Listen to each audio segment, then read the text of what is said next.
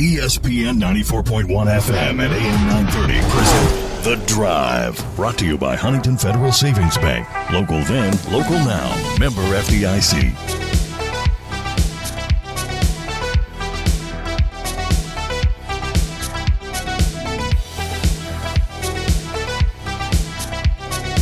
I'm your host, Paul Swann. You can join the program by calling the White Claw phone lines at 877-420-TALK. That is 877-420-8255. White Claw Hard Seltzer, it is made pure. Our text line is also open at 304-523-2275. Coming up today on the program, I've got AJ Ricketts. I was kidding with him earlier on Twitter, but I do mean it. He's the best play-by-play announcer in all of the state of Florida. He's fun. We had him on when Marshall last met FIU. It was a fun time, and I'm glad to get him back on. So we're going to talk to him here in a little bit, kind of get the state of what's happening with FIU. We're going to hear from Dan D'Antoni. We had I don't know what to call this, the inter-squad scrimmage, the green-white game, even though the teams were wearing black and white. I don't know what to call this here, but the Herd had that last night. We'll get Dan D'Antoni's thoughts on that. As I mentioned, I want to get your phone calls in. We're going to read some of your tweets as well. You can find me on Twitter at Paul Swann because there's just a lot to unpack today. I've got Coach Huff comments as we're looking ahead to FIU. I want to try to get to those. If we don't get to them before we talk to AJ, we will get to them after. But Old Dominion, we find this out today, has accepted the invitation to join the Sun Belt Conference, and there's going to be a press conference coming up tomorrow. Same story as Southern Miss. Old Dominion will join the Sun Belt no later than July 1st, 2023. So, okay. Now you start thinking, where's Marshall at in the process? What's Marshall going to do? And we're still banking on something happening sooner than later, sooner being Thursday, probably not Friday. I don't think you would do this on a Friday. I would think you would wait till a Monday. So I kind of concur a little bit with Chuck Landon from the Herald-Dispatch's timeline he put out a couple of days ago. I concur a little bit with that because if you're making the announcement of the president on Thursday, then you want to give that person enough time to have input. And I have always said, look, I think at this point you already know the person you're going to hire as an entity. You know the name, and a simple dialogue could have been initiated several days ago. I just don't know if Marshall is ready yet. I don't know where Marshall's at in the process.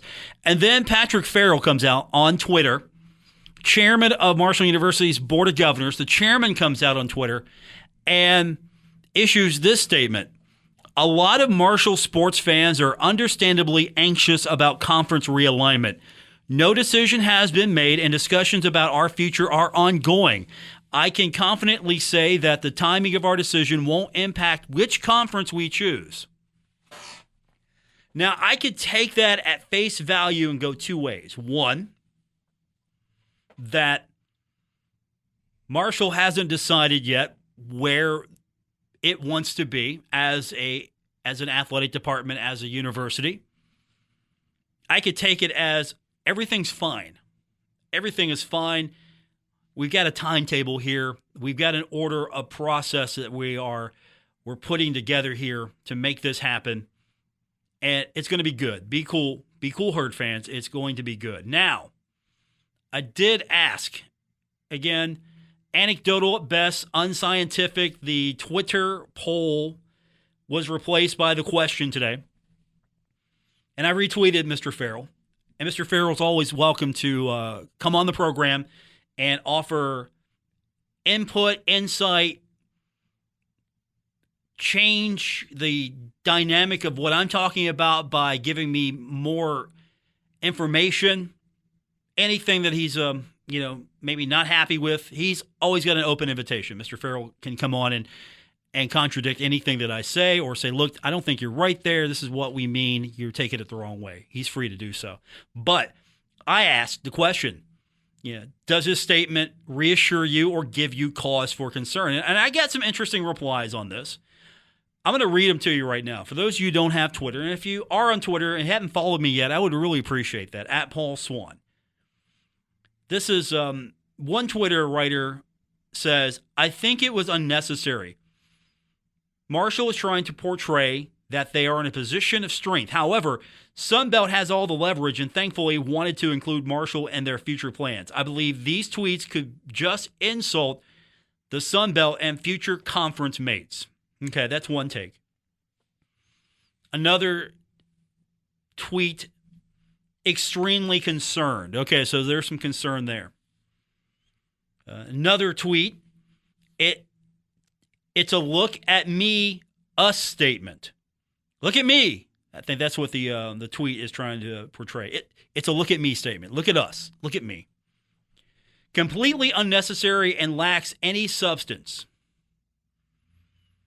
And goes on to comment on another tweet that I'm going to read.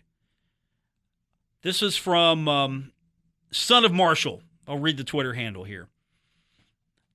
Son of Marshall wrote, it tells me that MU and the SBC are on the same page and that Marshall has a timeline that needs followed. I fully expect Marshall to be a Sun Belt member in 2023. And the feedback there is that's the statement that should have been made. So someone on Twitter made a better statement according to a couple of people. Again, totally anecdotal here. This is not scientific by any stretch of the imagination. But yeah, a lot of people were saying that Mr. Farrell's maybe not excelling right now at issuing statements that are reassuring, and even commenting that Marshall has an excellent journalism school and the Board of Governors should utilize their services. Another tweeter. Do we even call them tweeters? Another tweeter. Another person tweets concern. Another person tweets, I'm concerned every time he speaks. Not sure I trust him to make the right decision. Another tweeter writes, it's just a totally unnecessary tweet, just like his last, quote, update. So, again, totally anecdotal here.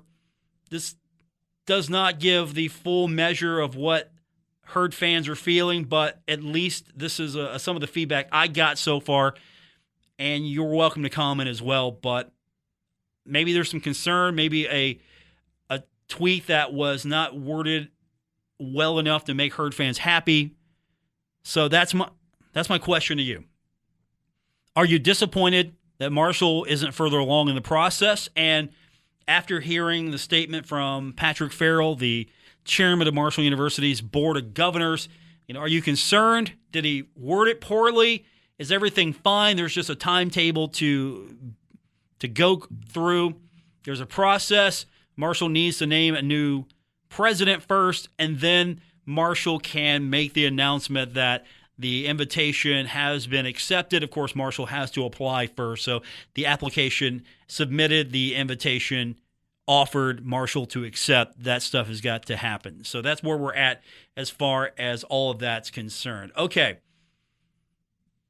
We're going to hear from Coach Huff a little bit later on the program. Also, we're going to hear from Dan D'Antoni, get his thoughts on last night's game, inter-squad scrimmage between the it's Team White and Team Black.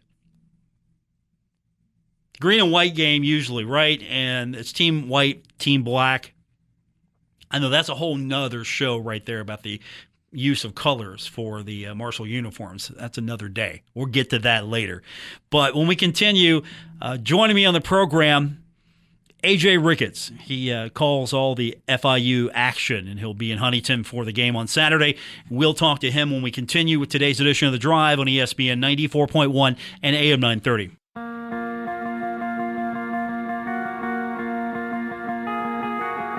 This is The Drive with Paul Swann on ESPN 94.1 FM and AM 930. Brought to you by Huntington Federal Savings Bank, the local bank that's here for every step of your life's journey. Member FDIC. Still to come, we're going to break down last night's action between Marshall and Marshall, the inter-squad scrimmage. We'll talk about that, get Dan D'Antoni's thoughts on what he saw last night. We'll hear from Charles Huff here in a little bit, get his take on this matchup between Marshall and FIU. Your phone calls, of course, 877-420-TALK to be a part of the White Claw phone line, and the text line is open as well. I'm throwing a lot of numbers at you. 304-523-2275. So you've got all those ways to be a part of the program. But we're gonna change the direction of the show just for a few minutes. We're not going to talk about conference expansion. We're not going to talk about all of that because my next guest is the voice of the FIU Panthers.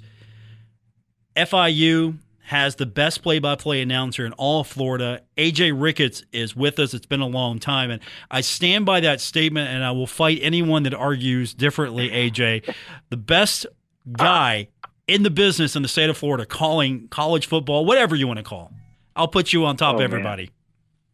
The folks of West Virginia, again, should know that you were financially compensated for that opinion. But it's great to be back on with you, Paul. Always enjoyed 10 of the best minutes every year getting to be on your show. So I appreciate you having me back. Hey, I'm glad to have you. And I'll tell you right now, if it comes down to JMU and FIU, I'm putting your name out there and saying, look, this is what you get with FIU to the Sun Belt. I mean, let's be realistic here. I mean, I don't know the JMU guys. I know the value I'm getting here with FIU. I hope Keith Gill would not immediately shut down our application if he knew that I was involved. But but I appreciate that. Hopefully, I'd be seen as an asset, but not a depreciating asset. I'm already planning what the soccer league's going to look like because you got to have FIU in whatever soccer league Marshall's in. You have to have FIU as well because honestly, I don't think FIU wants to travel to some of these new destinations that might be popping up on Conference USA's radar anytime soon. Yeah, it's interesting, man. Like Conference USA. I mean, maybe most folks don't realize it. I don't know. You probably referenced it on the show, but it's obviously one of the stronger soccer leagues in America, and you've got some, traditional SEC schools in there like Kentucky or South Carolina, and then obviously the national champions in yourself. So it's from a soccer dynamic, this is all very intriguing as well. But there's all sorts of things that the domino effect started by Texas and Oklahoma certainly impacts a lot of things, and one of those is Conference USA soccer. Let's not forget FIU is nationally ranked as well. So let's just go ahead and put that out there. Yeah, it's been a heck of a year. They took a 4-0 loss to Clemson last night. Clemson's sixth in the country. That's really the first time FIU kind of got knocked around like that. So yeah, it's been a really good year for our soccer team. That's for sure. Marshall and FIU will be meeting soon on soccer. But hey, well, let's talk football. What's up with FIU? What's going on here? Is this team better than its record? Coach Huff says yes, but he's a coach. He's going to speak that way. What says you? Sure. Yeah, I think there have been some tough breaks throughout the year. Injuries haven't helped. I mean, look at a bunch of games, and Texas State certainly could have gone the other way. That's a game we feel we should have won. Down here, let's slip away.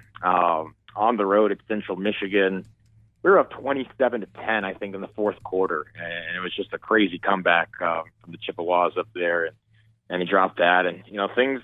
A season can start to snowball really quickly, and I feel bad for the squad. There's I think some depth issues on the line have kind of put some other inconsistencies at play. If you don't have a great pass rush, you can have a great secondary, but it's hard to cover guys for 7 to 8 seconds. No matter how good your secondary is. So it's just putting all three phases all together, and it's been a struggle in that regard this year. I think there's as much talent and speed and athleticism across the board as there has been, but it's just been a struggle to put it all together.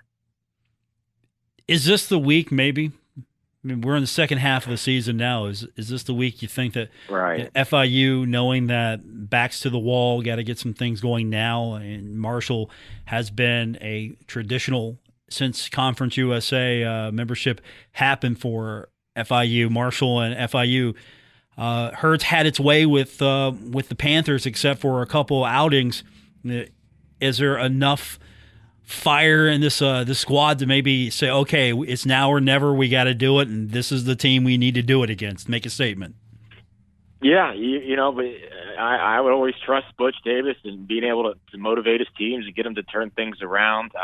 If you look at the individual matchup, from an FIU perspective, there's encouragement in how I guess the 2017 matchup went up there in Huntington. I think that year, we were 16.5-point dogs and managed to play a real strong game. Some turnovers, I think, hurt you guys in that one from Grant and Grant Wells. I think in that game there was a pick six, so some things kind of factored in our favor that day. We ended up being able to get a win as big underdogs. I think we're 21.5 point dogs this week, but yeah, it'll be interesting. You got to rattle off five straight wins to get to a bowl game. Like I said, I think the talent's there. It can be tough to just get out of that cyclical nature of tough defeats and losing and where the course of the season's gone thus far, which I don't think anybody expected. So, I expect them to play hard. They came out strong against Western Kentucky, took the lead, led for much of the first half against the nation's top passing offense. So there's some fight there. I'll give the team that. Talk to me about this quarterback. I'm going to butcher his name. So try your best. Just try your best. Bortenschlager. Max Bortenschlager. It's terrible. Close. Oh, I thought you had it, Paul. You fell right before the finish line. Bortenschlager. Bortenschlager. Okay, I got it now. Yeah. Max Bortenschlager. Close. Admirable effort by you. Well done. I try. Talk to me about him. He's pretty good. Despite the record, he's pretty good. He's taken big steps forward from last season. It was musical chairs last year at the quarterback spot, and I don't think that benefited anybody. He's provided much more consistency than we had from him or the other two quarterbacks that we were rotating in there last season. He's a Maryland transfer. He started plenty of games against top 25 teams when he was up in College Park. About 55% completion rate. He's known for taking deep shots. Obviously, I'm not sure. I got to check the stats. He was first in the nation in yards per completion heading into last week, and Tyrese Chambers, his wideout, was first in yards per reception. So, the deep ball has been a characteristic of the team. Max has done a great job in that. I think if there was a critique of the offense, he would want a little bit more out of the intermediate passing game there. But he's been solid. He's been stable. And there's a freshman waiting in the wings that I think a lot of people are excited about. But Max has done enough to not have people calling for that change to happen right away. So he'll be solid. He'll be consistent. And he's definitely taken a step forward from last year. Coach Huff talked a little bit about the running game as well. It's right at you. It's downhill. Could you expand on that a little bit? What makes that running attack such a bear to deal with? Yeah, well, the first two games of the season, it was the highlight of the offense. Devontae Price had back-to-back 100-yard games, and that was after 5 games last year. Our 5-game season, I guess, put season in quotes. It was you have 5 touchdowns and almost 600 yards or 700 yards in those 5 games. Heck of a year. It's just been a tough go ever since we played Texas Tech. Like I said, I think some depth issues along the offensive line have contributed to that. There have been some teams we played that have given up 200 yards per game on the ground, and we haven't been able to crack 125. I would say the numbers can be a bit deceiving. Like we've had 100-yard games that end up at 78 yards or 82 yards because of the sack numbers. The sack totals taken away from rushing yardage. So if you do adjusted rush totals, there have been some 100-yard games. But it's a talented FIU, like Marshall. Like it's a lot. There's a lot of South Florida recruits. A lot of guys that played on big time programs in South Florida and Miami, and there's a lot of athleticism, speed, talent. Devontae Price is one of those guys. The backup Sean Peterson, 6'3", 215 pounds. There's talent. I just know the coaching staff is trying to get a little bit more out of the offensive line in the run game too. Talk about that talent, and Marshall guys coming from Florida, the FIU guys. Yeah. A lot of them probably know each other. Does that really play into anything here? Do they get a little extra ant they're playing some of these guys? I mean, they're Florida kids everywhere, right? Yeah, it feels like everybody's trying to come recruit down here. I mean, they have that dynamic when they play FAU, obviously, we'll play Southern Miss later this year, and Frank Gore Jr. He's from South Florida guy. It just seems like there's Miami products everywhere, and Marshall's made a name for themselves for recruiting down here well, especially under Doc. So we wouldn't be surprised if that continues under Coach Huff. So I think it feels like every game this year there's been the post game pictures with players that went to the same high school and holding each other's jerseys up. And I don't think the equipment managers allow the jersey swap in college football. I don't know, like you see professionally, but they're standing with each other. A lot of high schools represented, especially in Conference USA from the Miami area. So it'll be cool. I know it's meaningful for them, but maybe it leads to a little fun chippiness during the game for them as well. Joining me on the program, again, best play-by-play announcer, state of Florida. It should be on the game notes. And if it's not next week, someone's dropped the ball. They have dropped the ball. AJ Ricketts is with us. Hey, look, at least when you go to the game notes on the FIU website, what's the first thing they point out? Who's calling the game? You've noticed that, right? Right. On the game story. That's the first thing. It's not Marshall, FIU, Okay, second paragraph to be us. fair. It's about us, Paul. Yeah, it's about us.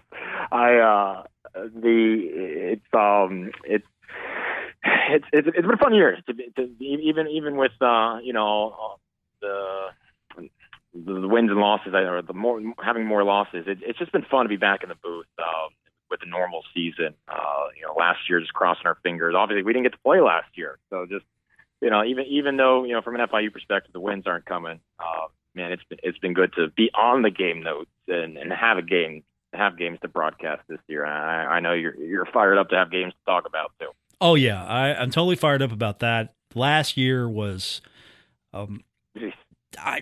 I don't know how to describe it without getting an FCC fine. That's how I'm trying to describe just the tedium of trying to come up with programming every day. So after all, those of us in broadcasting, I don't know how it was for you, but we were considered essential workers. So we were here during the height of everything last year, just trying to keep it together. And now the stuff keeps just flowing. I don't know if I have time for it all.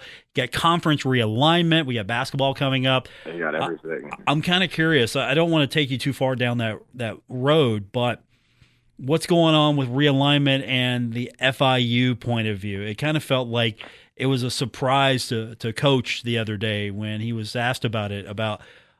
That's news to me. With FAU obviously leaving to the American, and then what's happening now. Yeah, it's interesting. I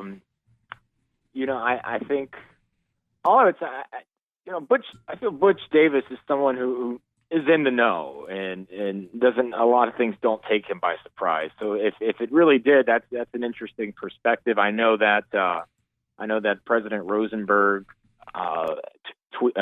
posted an announcement on his Instagram profile late Sunday night, essentially, recommit or confirming FIU's commitment to moving forward with Conference USA, searching. He used the term searching for a viable equilibrium. Look, it's going to be interesting what Commissioner McLeod decides to pursue. I know we're keeping our eyes peeled. We're refreshing our Twitter at incessant rates to see if Chris Vanini or Pete Thamel or Brett McMurphy has a news dump for us on the future of the conference. Honestly, I think it's hopefully more viable than any other route, because look, if the conference drops or it collapses, I should say, I think, well, what would FIU do? And I don't know where else we would go other than, an FBS independent for football and then maybe the Atlantic Sun for basketball. I don't know. It's uncharted, rough waters if you're really trying to come up with a solution. So I think for some schools it is in the best interest to try to stabilize the league. But I was glad that Butch said something about it. It was nice to see a statement from FIU in some capacity, and then obviously President Rosenberg, as our leader, had a statement the next day. So we're keeping our eyes peeled and excited either way to see what comes of it. But man, like I noted earlier, I think Keith Gill was talking about it in an interview, the Sun Belt Commissioner interview today. This has been a domino effect chain of events that has gone down since Texas and Oklahoma decided they wanted that SEC money, and it has had an exponential effect across college athletics. Yeah, if you look at it now with FIU, possibly Western, Middle, UTEP, Louisiana Tech, how do you reshape that geographically? Because it feels like FIU is going to hurt the most because the travel is probably going to be the worst for FIU. With Western, Middle, if members of the league, whatever it looks like, not as bad. But at the end of the day, sure, everybody wants to go to Florida, but if you're Florida, yeah, boy, you got some long road trips there. Yeah, from what I've read, it seems like the MAC is a potential viable option for Western Kentucky. UTEP released their statement that they are committed to Conference USA, and honestly, if New Mexico State joined the league, there you have travel partners right there. They're really not that far from each other, so that actually works, even though it's a long trip. And it's really more for the programs that take commercial flights, where it's for football, you're on the charter flight. You fly out to Washington State, right? And all right, so maybe it's a 4-hour flight instead of 3. It's really not as big an issue when you're chartering, but obviously if you're trying to get to El Paso commercial, it can be kind of a challenge from some particular cities. So it is fascinating to read about. La Tech, to me, they're like a perfect fit for the Sun Belt, but apparently there's some bad blood from the exit whenever that happened. So it's not something that's going to happen. So it's histories play a part of this. Previous relationships, how it all went down before, and you don't want to be in a situation in which you're forcing these student athletes to really be stressed with their travel schedules on tough commercial flights. That's not a lifestyle that any athletic director wants to set up. I don't envy it. I don't envy the jobs and that a lot of ADs and presidents are having to navigate right now. But that's where we're at. And I suppose it comes with job title. Would FBS Independent be as terrible as it may sound with the Atlantic Sun sitting right there for all other sports? Would that maybe be the happy medium? Sure, you want to be in one conference for everything, but could that be maybe a good place for an FIU until something better comes along, or FIU gets to a point where maybe a Sun Belt picks it up? Maybe it's right. Here's my thought on that, Paul. It's how it would affect recruiting. I feel a lot of athletes, they want to compete for conference championships. They want to be in a place where they can, potentially be one of those top group of 5 schools. Obviously, the Sun Belt and American have positioned themselves very well, to have perhaps a say in the playoff chase. If they're an undefeated team in a group of 5 conference. To not have any conference championship possible, and in comparison, you look at UMass and UConn, and 2 schools that have gone the independent route. It doesn't inspire the most amount of confidence. Obviously, Liberty has done well as an independent, but also Liberty has a financial structure to financing their athletic program that most schools don't. And also they're in a lot of hot water anyway. So, no one really wants to replicate Liberty anyway. It's perhaps it has its advantages. Look, I think if you're a school that's looking on the outside right now, perhaps you say, look, this is going to happen again. Like, would you not think this is not the last we're going to see of conference realignment? Just the way the last 20 years have gone, you've got to figure this will happen again at some point. If you're really concerned as an institution, perhaps you say, okay, well, what left us out this time? What do we need to do to be where we need to be when this happens again? Whether that be a commitment to a certain program, investing in facilities, whatever that may be. Perhaps you say, let's start that process now. Hey, maybe we have conversations behind the scenes with another school so that maybe in 5 years you have two schools that can approach a conference and say, here's where we're at now. What's the consideration? Because you're in a better place. I don't know. Maybe that's where you go if you're left out of this round and your institution has the state of mind to keep pursuing it next round. I would think this is not the last we're going to see a conference realignment. So the La Techs and UTEPs, and I don't know if the FIUs of the world will want to take a step forward moving down the road. Maybe it's not all said and done right now, but it takes alignment from the university, the athletic department, the coaches, to make, and the board of trustees to make that decision happen. So long-winded answer to your question. It'd just be hard to imagine. I think everybody wants to be affiliated with something right now that has been previously, that the non-UConns, the non-UMasses of the world. So we'll see how that plays out. Game's coming up on Saturday. Hopefully it's not your last visit ever to Huntington, whatever happens. I know. Right? No, I that would be sad. We stay in Charleston, so it's been interesting. I haven't really been able to explore Huntington too often because we're an hour down the road on the river. So maybe hoop season when we get out. I think we do stay in Huntington, and it would be my first trip up there with basketball. I've got to do some exploring. I'm going to need a list from either yourself or your listeners on which fine watering holes or establishments to visit on my trip. I can't wait. Okay, we can come up with that. Trust me, with the people who I follow or follow me, yes, those things can happen. Yeah. This is really important. AJ's tour of Huntington. Let's see. It's a very important thing. I got to revise it a little bit. I haven't pushed the Huntington hat trick in a while, and the Huntington hat trick, of course. I like how that sounds already, Paul. Yeah, the Huntington hat trick, which was also deemed to be not healthy for your heart, but that's beside the point.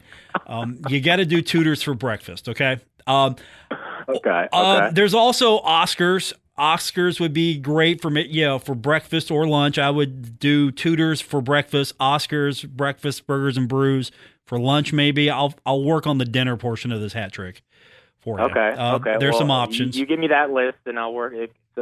That's the Huntington hat trick. I'll work on what the South Beach Shuffle, I suppose, would be for you if you may.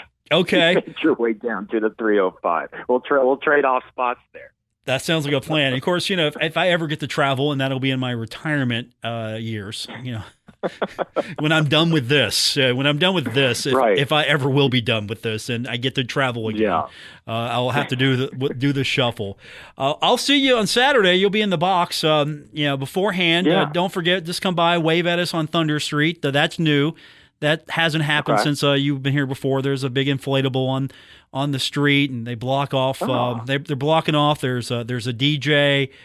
You can get refreshments on the street. It's new. Well, that sounds like a good old time. New coach, trying new things here. So you've got some options. There's some new cuisine inside the press. Well, okay, inside the stadium, not the press box. Okay. Pack a lunch. Just so you know. That's good to know. Pack a lunch. Important. Yeah, that's that. As broadcasters, this is the most important thing. We're not fed very well, so yeah. We'll get you through it. I'll get you through it. Don't worry. It's been a while. We'll for be you. okay. I wear makeup and talk about sports. We will persevere through our rough time. Let's press box. Let's do this again soon. This was sorely missed. Again, you're one of my favorites on the Conference USA tour, and you're almost make it an impossible for me to say, look, let's get out of the Conference USA and leave FIU behind. You're single-handedly flipping the script by yourself here. Well, that's funny because I heard Western Kentucky say they couldn't leave fast enough because of me. So they can't get out of or ODU. Ted Alexander ODU said, "Godspeed, AJ. We'll see you later." Are you saying Randy Lee over at WKU had a nasty word to say? No, we love Randy. I'm just messing with you. Randy's great. I love Randy as well. I had previous, on our pregame, previous co-host said, was talking about his Marshall background, and he was like look, this is Randy. I'm a Western Kentucky guy here. It's like people were listening almost. It was like putting him on the spot. So, yeah, he's a WKU guy all the way here. Like, no, he's here for the Hilltoppers, not the Herd, because he's got to go back home to Bowling Green. Right. That's true. Yeah. Important point. Yeah, noted. Yeah, so you just don't mention the Marshall background too loud. Yeah, that's quiet. Nobody knows about that. No one needs to know about that. Fair enough. Hey, we'll see you Saturday. Looking forward to it, and hopefully it's a good game, and we'll find out sooner than later that FIU is taking the place of James Madison and will be in the Sun Belt. We'll all be happy. Yeah, count me in for that. Paul, appreciate having me, man. Looking forward to seeing you guys. And thanks to the people of Huntington for not changing the dial if you made it this far on me. Thank you. I appreciate it. AJ Ricketts, our guest, best play-by-play announcer in all of the great state of Florida. When we continue, we'll hear from Dan D'Antoni, last night's action at the Cam Henderson Center when we continue here on today's edition of The Drive, ESPN 94.1 and AM 930. This is The Drive with Paul Swann on ESPN 94.1 FM and AM 930. Presented by Huntington Federal Savings Bank. Last night at the Cam Henderson Center, Marshall introduced the public to the 2021-2022 squad. And it was Team White defeating Team Black 102-89. I'm a little perplexed on that. Why couldn't it be green and white? That's just a side issue for me. It should have been green and white. Come out in green, come out in white. You could have the black accent color, but come on, it's green and white. Come on now. With that said, Tavion Kinsey, he led the white team with 25 points and 8 rebounds. Red shirt sophomore guard Andrew Taylor added 21 points, had a team-high 11 assists for a double-double. Last night after the game, Coach D'Antoni, he was happy. He was happy with what he saw on the court. He's also happy that he saw some fans back at the Henderson Center. Yeah, I thought the crowd was super for putting together a green-white game early in the year. And we got our Marshall fans coming back into the Cam, and I can't tell you how important that is and what it does for our young players and the play that they exhibit on the court. So extremely happy with that. I thought for a scrimmage, I thought we played well, shot the ball pretty well. I think overall it's 48%, and the other one was other team had 43. Not bad. It was a little sloppy at the end with our three-point shooting, but for the most part, pretty good three-point shooting for most of the game. Dan was asked after the game what he needs to do, what the squad needs to do to kind of tune up a few more things before the first exhibition game. And Dan really doesn't see this as, okay, we got to get a couple of things fixed and then we're ready to go. He's kind of looking at the exhibition games as the tune-up games for the regular season. Well, we were playing ourselves, so it's difficult. I think more tune-up are the exhibition games, and that's where we can kind of mix and match a little bit to see what type of rotations we're going to have, what type of rhythm we can create with players. So these next two exhibition games are really the important games. What I take mostly out of this game, we're in pretty good shape. They only had 7 players playing on each side, and they were able not to be winded that much. I'm sure there's a little bit, and of course the anticipation of the first game will wind you in itself, but physically we look like we're in good shape and can play the game. Dan D'Antoni pretty pleased with what he saw, at least on this first go-around, real action coming up on Sunday. We're going to wrap this one up when we continue. I'm your host, Paul Swann. This is The Drive on ESPN 94.1 and AM 930. This is The Drive with Paul Swann on ESPN 94.1 FM and AM 930. Presented by Huntington Federal Savings Bank. Marshall soccer closing out the regular season at Middle Tennessee Thursday night. Herd looking for a win, 0-6-1 in Conference USA. Hopefully Michael Swann can get that turned around. Want to get that out quickly because we're about out of time.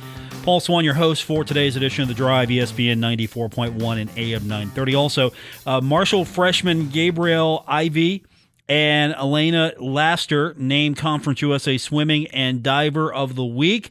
So congratulations to those young ladies. So the question about soccer, I don't have an exact answer for you, but I follow Harry Minium from Old Dominion. Of course, Harry has been a sports writer for years at the Virginia Pilot, and he's a writer at with the ODU right now. I'm following him, and he's indicating that Old Dominion's going to be okay as far as soccer is concerned. And I'm hearing that depending on how many soccer teams are within the new Sun Belt, the Sun Belt can create men's soccer. Those schools could also create just a new soccer league. You could join the MAC. I'm hearing that as well. So there are some things that are possibly coming up, and there could be a partial delay as far as what Marshall's going to do officially until you get the president named, and maybe the discussions of, okay, where's soccer exactly fit into the picture here? What's going to happen? You would kind of like to have that information if you announce you're moving to a new league, and more than likely you're moving to a new league because Conference USA as it stands, I don't think it's going to have enough pillars to hold up unless you bring in some new members, and it looks like it's going to be Texas-centric maybe. That's sort of the feeling here. But at the same time, I think whatever happens, soccer is going to be fine because you would look at Kentucky, you would look at South Carolina, definitely would be associate members. West Virginia, I don't think West Virginia would go right back to the MAC after leaving, and I think that would be perfect for Marshall, West Virginia, Kentucky, South Carolina. Maybe FIU could be an associate member, a good enough soccer program there. Several members of the Sun Belt. I think you have some options there. But it feels like just by following Harry on Twitter, and again, he's a little bit more of an insider with Old Dominion, he's not going to spell it all out for you, but he seems confident, and I definitely trust him as someone who, let me tell you, when he was at the Virginia Pilot, the content flowed from his reporting because he had an athletic director that would tell him things, and he did a fantastic job of reporting on it. And so Old Dominion got smart and just brought him in, sort of like what Marshall did with Jack Bogajic for the first few years, and now doing with Chuck McGill, bringing someone in capable of writing, telling your story. But you look at Old Dominion, good soccer program, not concerned there. So if they're not concerned as an institution, or at least Harry's not concerned, and again, if you're not following him, he's a good one to follow as far as what's happening with Old Dominion. Definitely going to get a lot of good information there. He definitely is someone that will interact with fans, very knowledgeable, very trusted. That's going to do it for this edition. We'll be back tomorrow, and hopefully we have some answers for you. Maybe by tomorrow, we're telling you that the new president has been named for Marshall University. Right now, if you are a betting person, Brad Smith, just write it down right now. Paul Swann said Brad Smith. And if that's the case, then the next order of business would be what's going to happen with conference realignment. Old Dominion's joining the Sun Belt. That's official. Southern Miss joining the Sun Belt. That was made official. Is Marshall next? We'll find out. Will Marshall be like Hulk Hogan running in when the NWO invaded WCW? We'll find out tomorrow. WRBC Huntington, W231BS Huntington, broadcasting from the Oscars Breakfast Burgers and Brew Studios. This is ESPN 94.1 and AM 930.